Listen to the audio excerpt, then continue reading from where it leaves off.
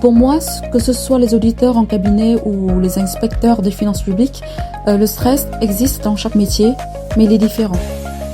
Les auditeurs en cabinet ont le stress de fin d'année et lors des campagnes de clôture des comptes. Ce stress est lié au délai à tenir par rapport à la volumétrie des dossiers, mais aussi aux résultats rendus, ce qui est traduit par les rapports des commissaires aux comptes. Dans la fonction publique, j'ai fait plusieurs métiers: contrôle interne des comptes de l'État, maîtrise d'ouvrage interministérielle, et maintenant c'est l'auditrice départementale. Donc dans chaque fonction, le stress se diffère.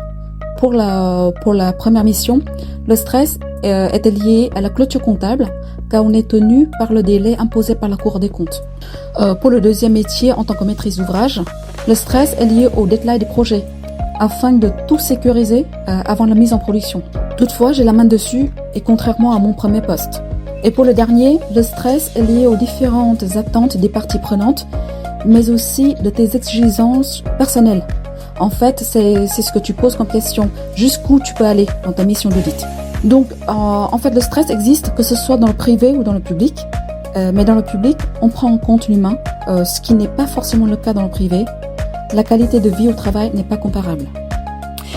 Par exemple, j'ai remarqué dans le privé, les réunions sont plutôt imposées sans tenir compte des contraintes des personnes et des membres de l'équipe. Ce n'est pas forcément le cas dans mes fonctions à la DGFiP. On essaie de prendre en compte les agendas du team. Aussi, c'est rare qu'on planifie des réunions importantes sur les journées du mercredi, car c'est un jour où il y a plusieurs agents en temps partiel.